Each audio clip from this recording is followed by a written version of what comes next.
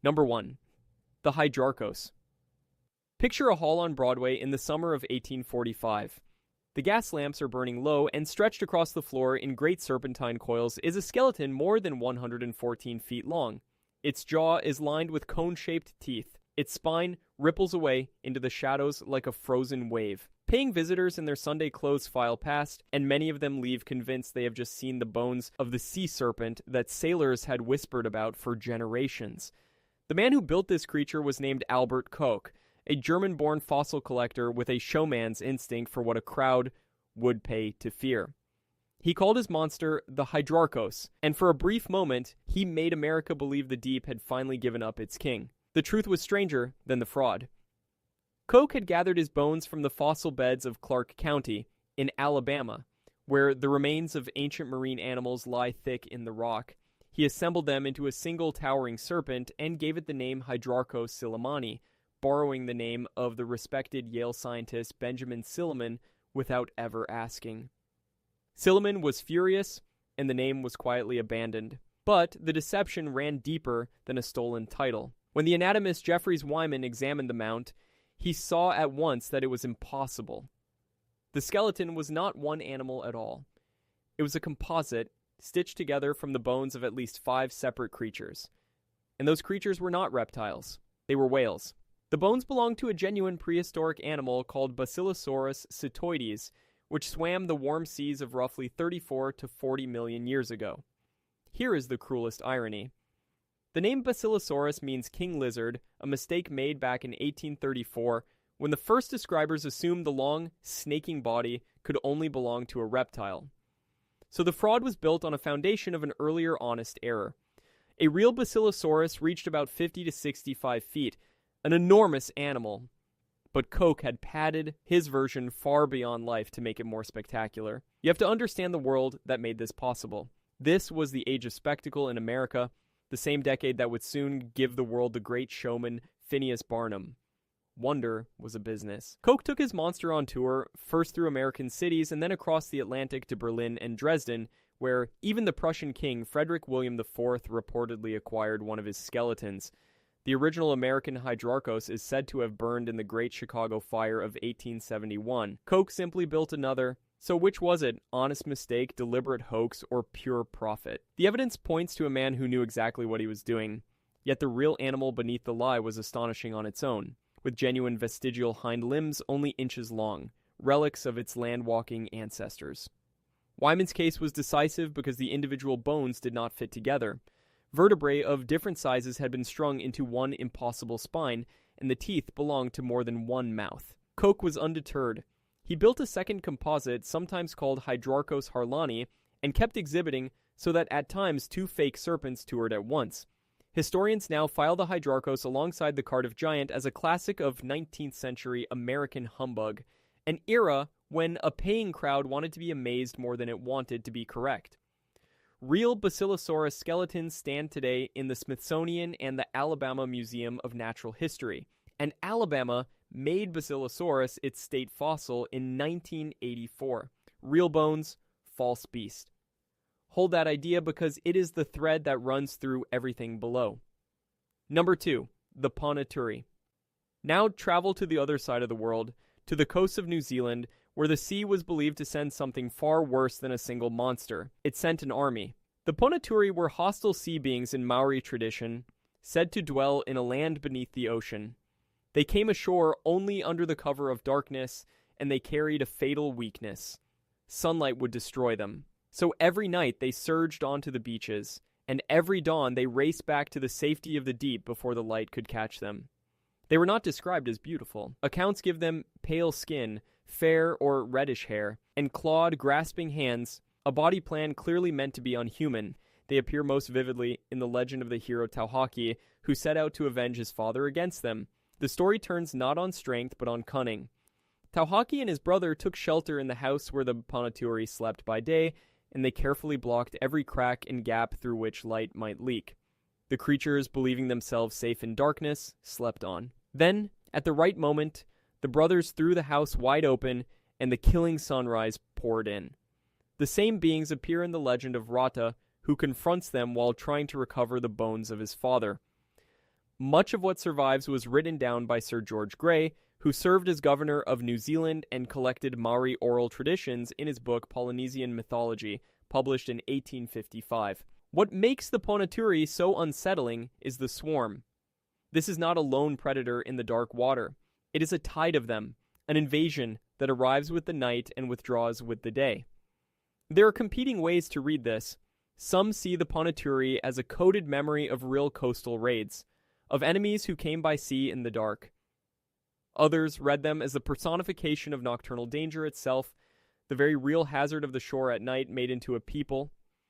And comparative folklorists point out that the motif of creatures destroyed by sunlight appears far away in Norse tradition, in the trolls who turn to stone at dawn. Whether that reflects a shared human instinct or an ancient shared story, no one can say. The Ponaturi were classed among various supernatural sea peoples in Polynesian cosmology, which imagined the ocean not as empty space but as a populated realm with its own nations and rulers. That is a crucial difference from the Western picture of a blank and lonely deep. To the peoples who navigated thousands of miles of open Pacific by star and swell, the sea was crowded, and not everything that lived in it wished them well. What remains is the image of a sea that does not merely hide a monster, but breeds a nation of them, waiting below it for the sun to go down. Number 3. The Kushtaka. Some monsters kill your body. This one comes for the thing that makes you human, your compassion. Among the Tlingit people of southeastern Alaska lives the legend of the Kushtaka, a name often translated as the land otter man.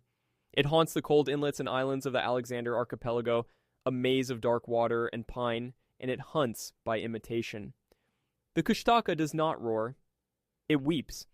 It cries out in the voice of a lost child, or calls to you in the voice of someone you love, and it draws you toward the freezing water where it waits. What happens next depends on the telling. In some stories, the Kushtaka simply drowns its victim. In others, it does something worse.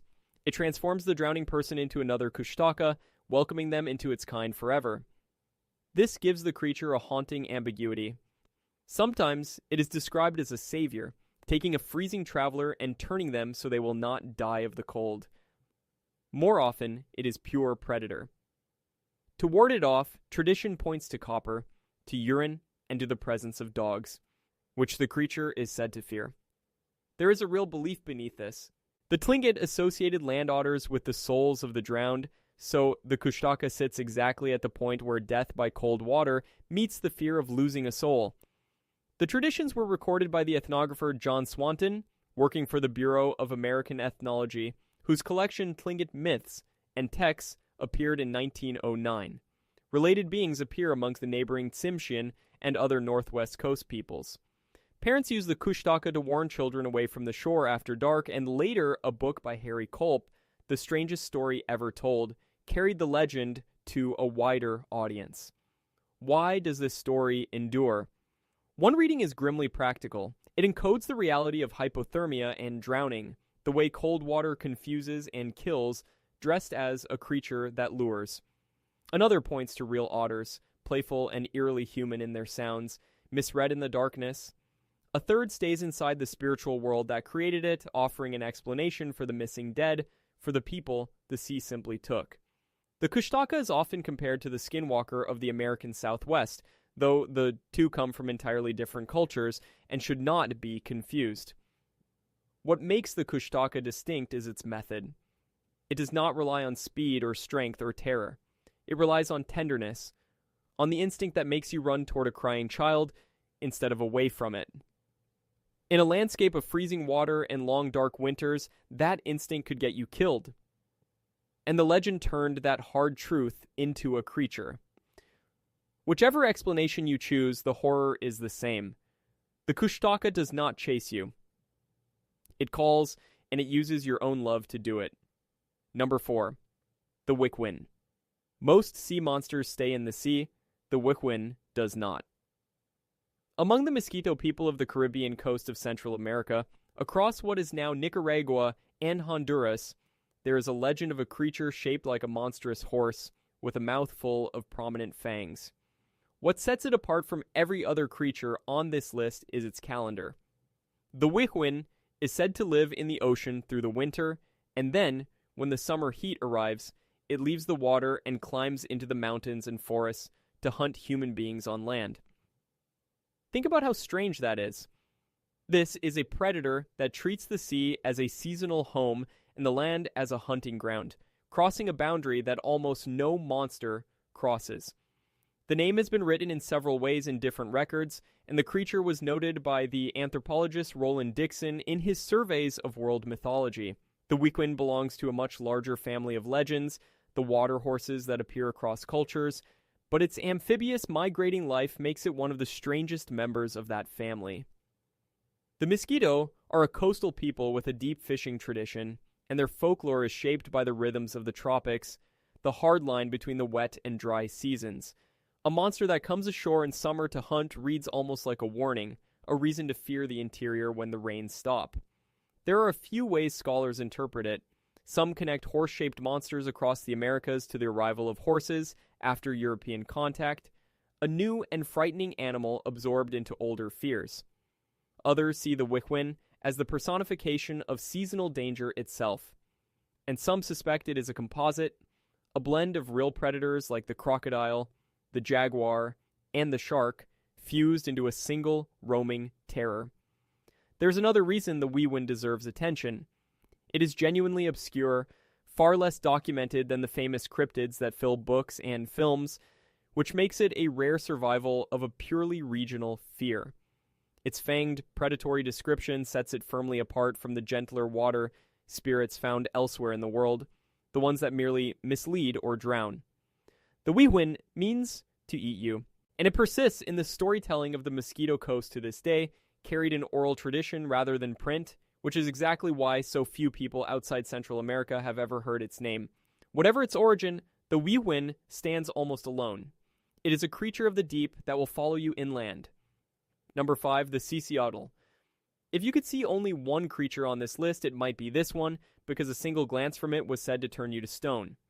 Along the Pacific Northwest coast among the Kwakwaka'wakw and their neighbors, the Sisiutl is a sea serpent unlike any other. It has a serpent head at each end of its long body, and often a human-like face at its center. It is a being of tremendous power, tied to warriors, to protection, and to transformation, and its gaze, or even its blood, could petrify a person who was not prepared to meet it. Its image was everywhere that power mattered.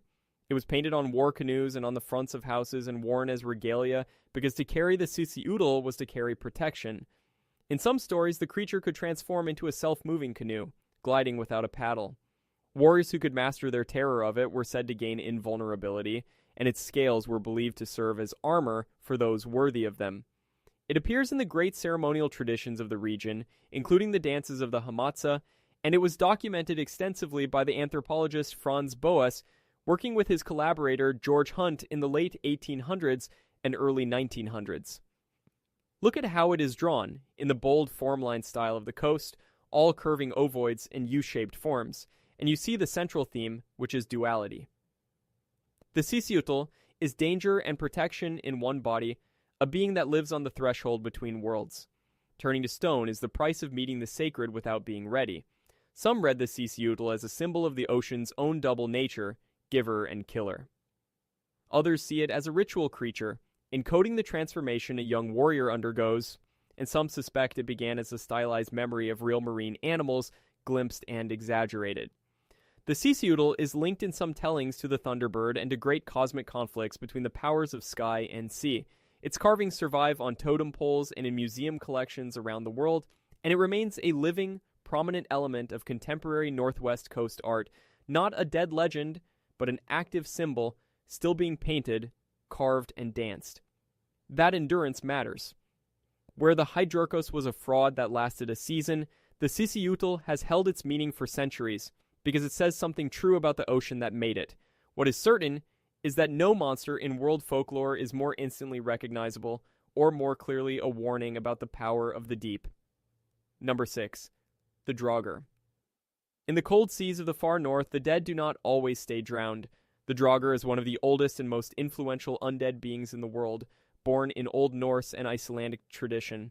Many Draugr haunt the burial mounds on land, but there is a distinct and terrible variant that belongs to the water, the sea Draugr, and it is the revenant of a sailor who drowned and never received a proper burial. Picture it rising from a storm-black sea, seated in the broken half of a boat, wrapped in seaweed, its body swollen and reeking of decay, and you have the image that haunted the northern coasts for centuries. The tradition grew strongest along the coasts of northern Norway, where the sea took men constantly. To meet a sea Draugr was to receive an omen, a sign that drowning was coming for you too. In the sagas, these creatures possess enormous strength and can swell in size at will. The land-dwelling Draugr guard treasure in their grave mounds and kill any who intrude, and the most famous of all these fights appears in the saga of Grettir the Strong in his terrible struggle with the revenant called Glamour. The Norse called such a being an Apterganger, an again walker, one who walks after death. This was not idle storytelling. The belief shaped how people buried their dead. Corpse doors were built so a body could be carried out in a way that would confuse its spirit, and heavy stones were laid on graves to keep the dead in the ground. The sea Draugr in particular reflects the brutal mortality of North Atlantic seafaring, where a single storm could erase a crew. 19th century Norwegian folklorists like Peter Christian Asbjørnsen wrote these coastal tales down, and the word survives in Icelandic to this day. Some stories give the Draugr a glowing boat crewed by other drowned men. What is it, really?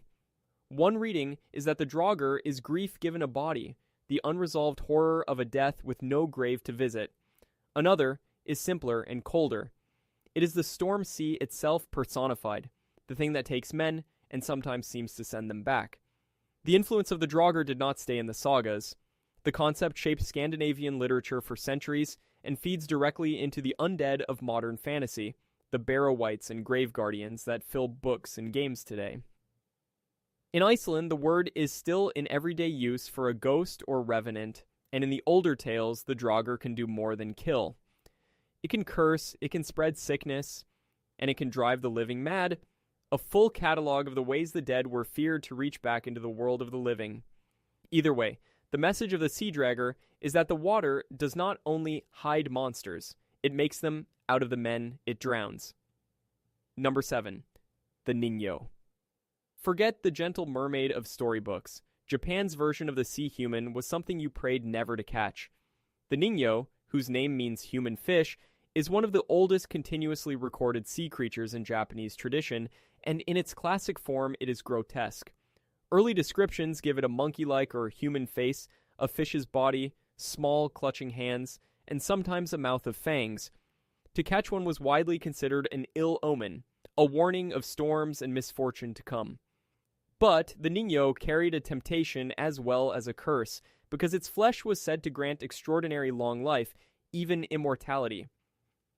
The most famous legend is that of Yaobikuni, a woman who is said to have unknowingly eaten the flesh of a Ningyo and then lived for 800 years, watching everyone she loved grow old and die while she did not. That is the true horror of the creature. Its gift is a punishment. Records of strange human-like sea beings reach back over 1,000 years in Japan into the era of the early chronicles.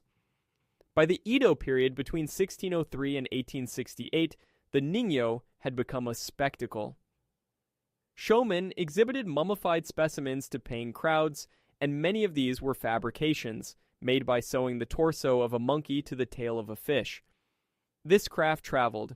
It directly inspired the famous Fiji mermaid exhibited by the American showman Barnum in 1842, the same appetite for wonder that built the Hydrarchos. Some Ningyo mummies survive in Japanese temples to this day, treated as sacred objects, and in a few tales, the creature's tears turn to pearls. The writer Lafcadio Hearn helped carry these legends to Western readers around the year 1900. So what lies behind it? The most sober reading is misidentification, the sight of real marine mammals or unfamiliar fish transformed by fear and distance. Another points to the mummies themselves, deliberate hoaxes made for profit. But the deeper power of the Ningyo is moral. It is a story about the price of unnatural life, about the loneliness of outliving your entire world. It is worth being clear about how old this creature is.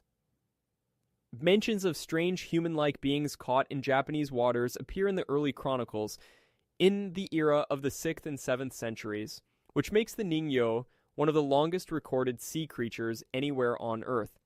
It is also distinct from Japan's other famous water spirit, the kappa, which haunts rivers and ponds rather than the sea.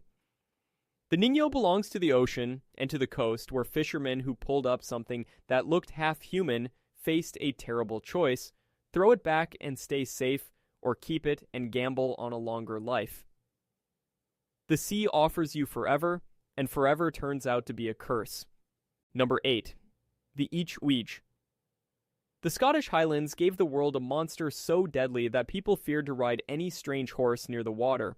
It is called the Each-Uisge, which is Gaelic for water horse, and it is far more dangerous than its better-known cousin, the Kelpie. The Kelpie favors rivers and streams. The Each-Uisge haunts the sea inlets and the deep sea locks. And it kills. With a signature so grim, it became the way you knew what had taken your loved ones. The creature is a shapeshifter. It can appear as a magnificent horse, a gentle pony, or even a handsome man. And it uses these forms to lure a victim close. The moment a person mounts its back, everything changes. Its skin becomes adhesive, gripping the rider so they cannot pull free, and then it bolts into the deepest water and drags them under.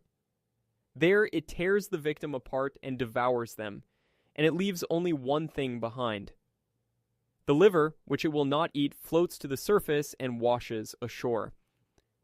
When a liver came in on the tide, the Highlanders knew the Each-Uisge had fed. The folklorist John Gregerson Campbell recorded these traditions, and they appear in his work Superstitions of the Highlands and Icelands of Scotland, published around 1900. There were rules for surviving such a creature. It could be used for labor, some said, but only if it was kept far from any sight of water.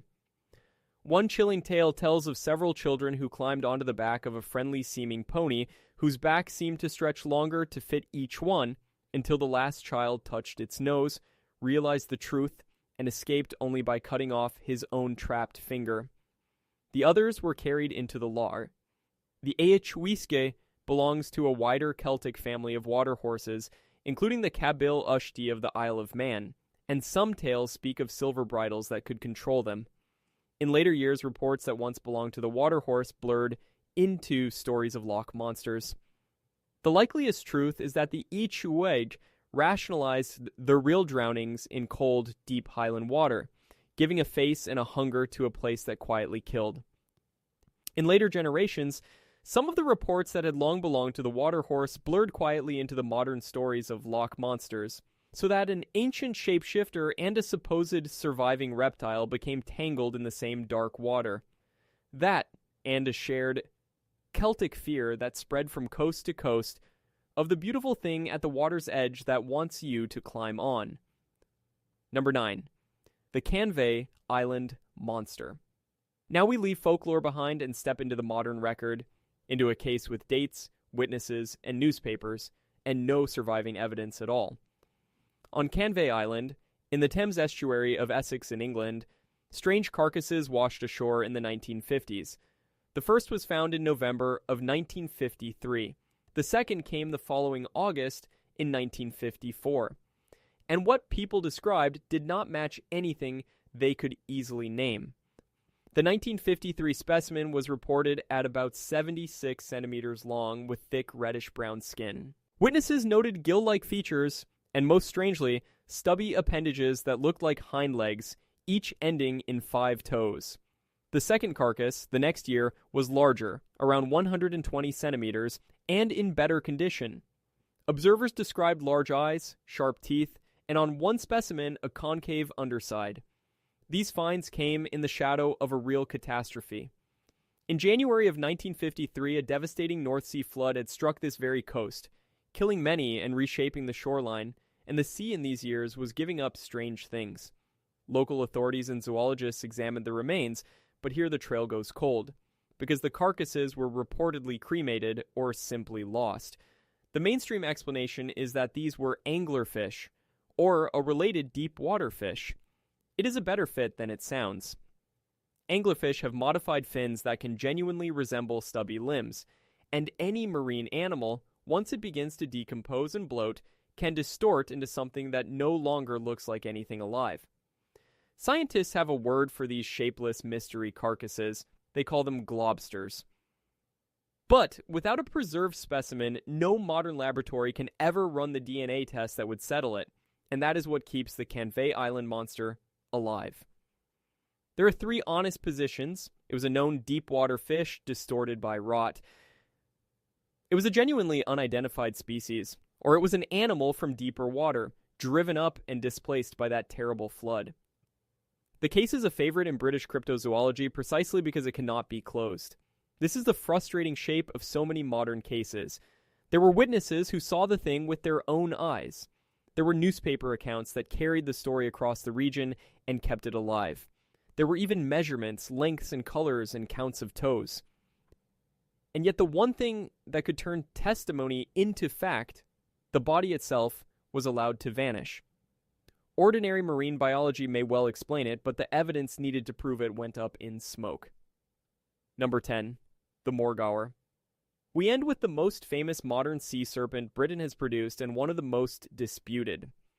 In Falmouth Bay on the coast of Cornwall in southwestern England, people began reporting a creature they called Morgawr, a Cornish name usually glossed as sea giant. The sightings clustered in the mid-1970s, beginning around 1975 and 1976, and the descriptions were consistent enough to be unsettling. A long neck, humps breaking the surface, dark, rough skin gliding through a quiet bay. The centerpiece of the case is a set of photographs. In 1976, images of a long-necked creature were published in the local newspaper, the Falmouth Packet, credited to a photographer who signed only as Mary F. She never came forward, never revealed her identity, and that anonymity has hung over the case ever since. Closely tied to the Morgawr story was a man named Anthony Shiels, known as Doc Shiels, who promoted the sightings energetically. Shiels was a self-described showman and psychic, and that reputation led a great many people to suspect the whole affair was staged. Reported lengths for Morgawr ranged widely, often given as 12 to 20 feet or more, and some sightings placed it near the mouth of the Helford River. Cornwall is a place with a deep maritime past and its own older traditions of sea serpents, so the legend fell on ready ground. Skeptics have offered plenty of ordinary explanations: seals at a distance, floating debris, unusual wave patterns, and the basking sharks that are common off Cornwall, whose decomposing bodies can produce exactly the kind of serpent-shaped carcass that fuels these stories. The Morgawr flap also arrived at a particular moment during a surge of cryptid interest in the 1970s that followed years of Loch Ness publicity. No verified physical evidence of Morgawr has ever been produced, and the Mary F. photographs remain unauthenticated and inconclusive to this day. So the case comes down to 3 possibilities, and you can weigh them yourself. An outright hoax built by a showman. A string of honest sightings of ordinary marine animals. Or a genuine mystery still gliding through Falmouth Bay. What makes Morgawr such a perfect final case is that it contains, in one story, every force we have watched at work across this entire list. There is the genuine older folklore of a Cornish sea monster waiting in the culture. There is the real marine environment, full of seals and basking sharks that can fool the eye. There is the human tendency to see a neck and humps in a distant shape on the water. And there is the showman, ready to shape all of it into a spectacle that a newspaper will print and a town will remember. Cornwall, for its part, has embraced its monster because a coast with a legend is a coast people remember. Step back from the 10 stories and a pattern emerges, and it starts with the dead. Again and again, the thing that convinces people a monster is real is a body on a beach, and again, that body turns out to be something ordinary, wearing the disguise of decay. Scientists called these shapeless remains globsters, and understanding them is the key to half of every case on this list. When a large animal dies at sea and begins to rot, it loses the very features that would identify it. Skin sloughs away, gas swells the corpse to unnatural size, and what remains looks like nothing that ever swam. The most famous trick is the false plesiosaur. When a basking shark decomposes, its gills and lower jaw fall away first, leaving a small skull on a long spine, so the rotting shark takes on the exact shape of a long-necked sea reptile. Whale blubber breaks down into pale, hair-like fibers that observers mistake for fur. fins collapse into what look like limbs, which is precisely what happened at Canvey Island. And there are living animals that look like monsters before they even die.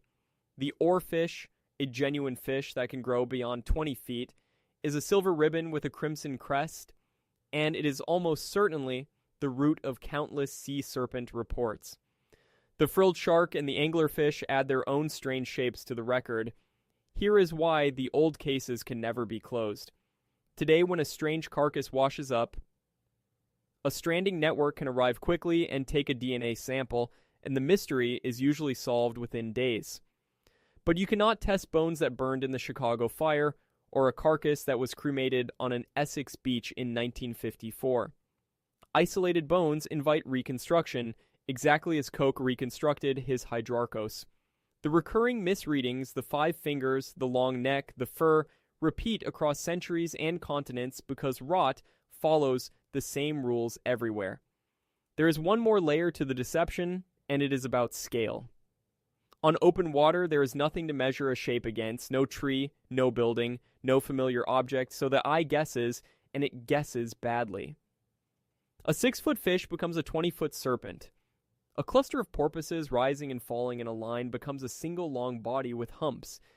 Add poor light, a moving deck, and a mind full of old stories, and an ordinary animal becomes a monster before it has done anything at all.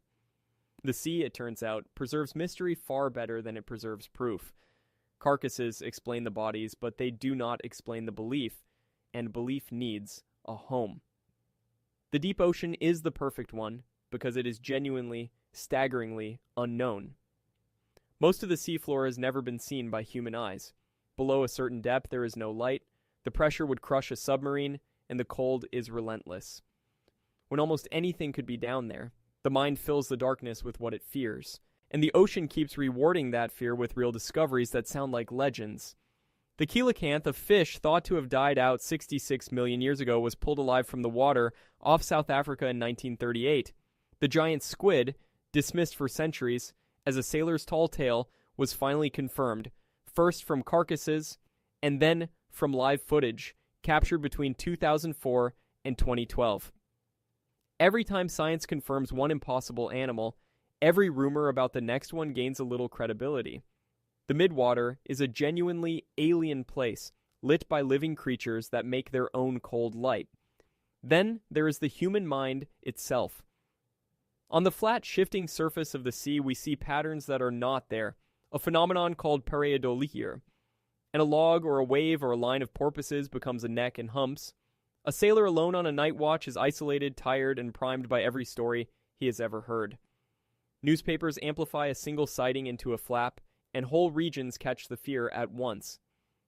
Perhaps the strangest evidence is the way the same monsters appear in unconnected cultures: water horses on 3 separate continents, serpents on every coast. Maybe that is diffusion, one story spreading. There is also the plain fact of how little we have checked. We often say we have explored only a small percentage of the ocean, and while the exact figure is argued over, the spirit of it is true. Vast areas of the deep sea floor have never been mapped in detail, let alone visited, and the midwater, the enormous volume of open ocean between the surface and the bottom, is the largest and least understood habitat on the planet. Every expedition into it seems to return with something new. When the frontier is that large and that dark, the honest human response is not certainty. It is unease. Maybe the shared monsters are diffusion, one story spreading. Maybe it is simply that every human being who has ever stood over deep water has felt the same thing and given it the same shape. It would be easy to end by dismissing all of this, but the ocean has punished that arrogance before.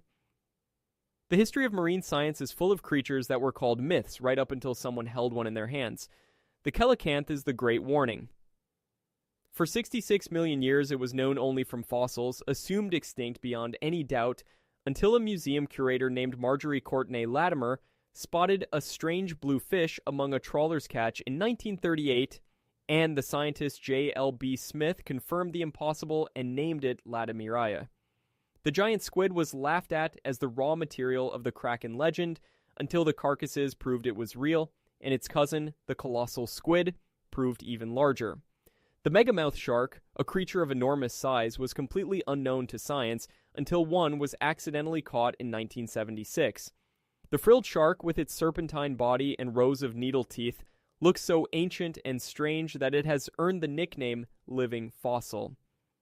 New deep-sea species are described every single year, and life has been found even in the crushing dark of the Hadal trenches, like the Mariana snailfish. Folklore sometimes was simply observation waiting for science to catch up. The Stellar's sea cow was real, a giant relative of the manatee, and it was hunted to extinction by 1768, within decades of its discovery, a reminder that we can lose these animals before we even understand them. This is why serious researchers keep an open file, and why dismissing indigenous knowledge of the sea has so often been a mistake. The lesson is not that every monster is real. It is that the line between the mythical and the merely undiscovered is thinner than we like to admit, and new technology keeps moving it. Lay the 10 side by side and something remarkable appears. These cultures never met, yet they invented the same monsters. The water horse gallops through the Scottish Highlands as the Each-Uisge, and through Central America as the Wihwin. The great serpent coils through Cornwall as Morgawr, through the Pacific Northwest as the Sisiutl, and through the Norse seas in 100 forms. The drowned dead walk as the Draugr, and call out as the Kushtaka. The omen creature that warns of disaster runs from the Ningyo to the sightings at Falmouth. The specifics change. The shapes do not. That is because folklore is a map of fear, and every coastal people was mapping the same terrain. A sea that gives food and takes lives without warning.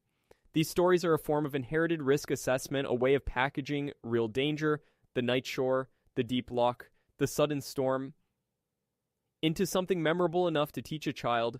Monsters mark the edges of the known world, the places where the map runs out and the water turns black. And nearly every one of these tales carries a warning inside it. Do not ride the strange horse. Do not go to the shore at night. Do not covet a life that is not yours. Woven through it all is the showman, the figure who understood that fear could be sold. Coke built a monster from whale bones. Shields arguably built one from photographs and publicity. The Ningyo mummy makers built theirs with a needle and thread. Belief persists anyway, because the underlying fear is real, and every coastline on Earth still invents its guardian and its terror. The tales, in the end, are less about the sea than about us, about the human need to give a face to what we cannot control, and to turn our fear into stories, and our stories into art. So, we return to where we began, to the question hiding under every entry on this list. Monster or misreading? For most of these creatures, the honest answer leans toward misreading, toward rotting sharks and lonely night watches, and men who knew how to sell a wonder. And yet, humans have laid eyes on only a tiny fraction of the deep ocean. New species emerge from it every year. The coelacanth survived in silence for millions of years while science swore it was gone. Most legends have mundane roots, that much is clear, but a scientist who tells you every last one does is claiming a certainty the ocean has never granted anyone. The Canvey island carcasses were burned before anyone could test them. The Morgawr photographs can no longer be verified. The folklore has outlived every debunking, passed down along coastlines for longer than the science that explains it away. That is the real weight of the deep. It is not that a serpent is certainly gliding beneath your boat. It is that you cannot fully prove one is not, and the mind knows it. The true monster was always the scale of the thing, the sheer dark volume of water we have never touched. These tales are mirrors showing us the deep and showing us ourselves, our need to name what we fear, and our refusal to look away. The dark keeps its secrets. The tide goes out, and somewhere past the last light, the water is still moving, and we still do not know entirely what moves with it.